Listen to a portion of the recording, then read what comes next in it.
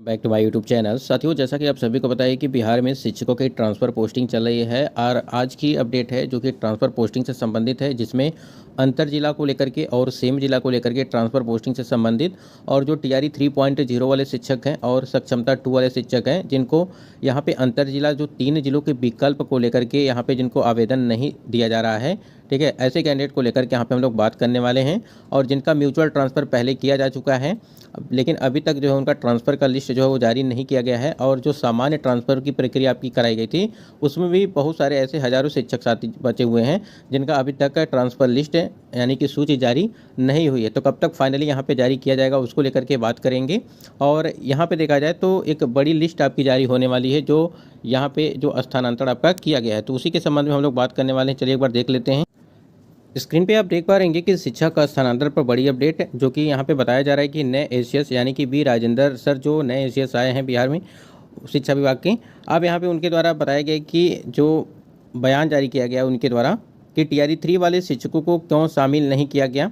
ठीक है, अब यहाँ पे एसीएस महोदय द्वारा क्या बोला गया उसको समझिए। यहाँ पे एसीएस महोदय के द्वारा बोला गया कि एचआरएमएस सैलरी 100% पूर्ण नहीं हुआ है, इसलिए यहाँ पे टीआरई 3 वालों को हटाया गया है।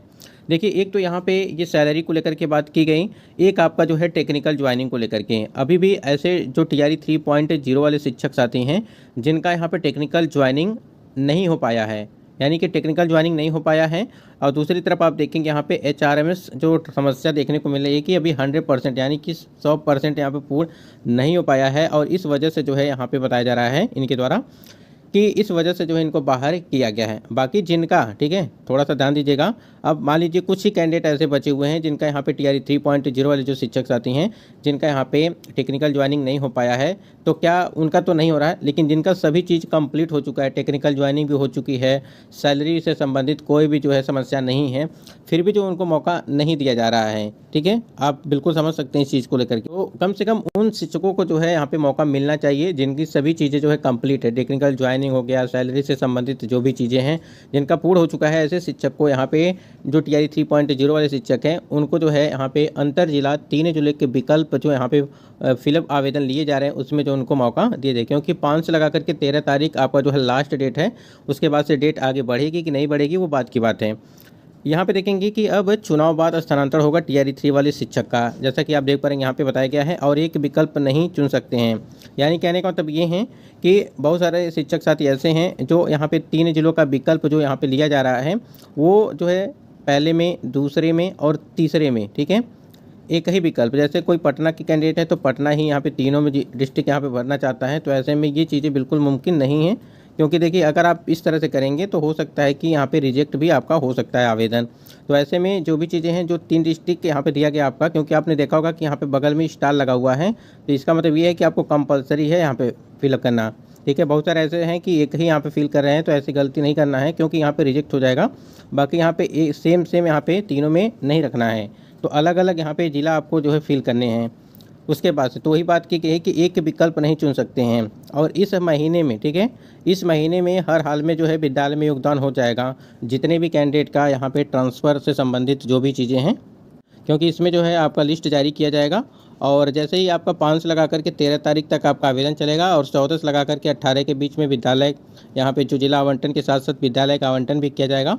और देखिए, यहाँ पे सबसे इंपॉर्टेंट चीज़ यहाँ पे दिया गया है कि योगदान अनिवार्य होगा। जैसा कि आप देख पा रहे हैं कि बहुत शिक्षक साथी ये समझ रहे हैं कि यहाँ पे हमने आवेदन कर दिया, अगर अंतर जिला के लिए आवेदन हमने कर लिया तो क्या विद्यालय में योगदान करना जरूरी होगा।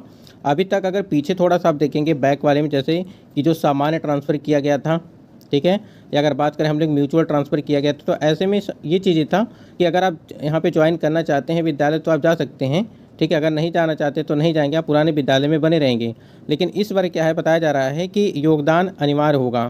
ठीक है, जैसे ही आपका यहाँ पे विद्यालय आवंटन किया जाएगा उसके बाद से आपको जो है विद्यालय में योगदान करना जरूरी हो जाएगा।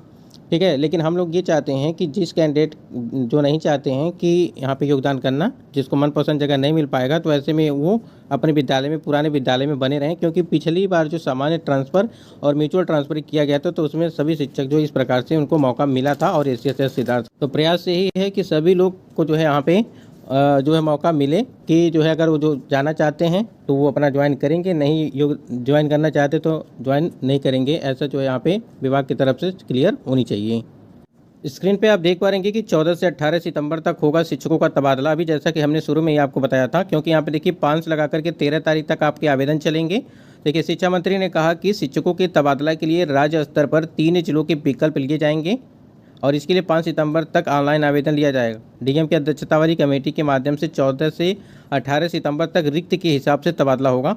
और शिक्षा मंत्री ने कहा कि बांका का बेलहर, जमुई का चकाई में शिक्षकों की रिक्तियां अधिक हैं। ठीक है, तो देख लीजिए बांका जिले का बेलहर और जमुई का चकाई शिक्षकों की रिक्तियां यहाँ पे अधिक हैं।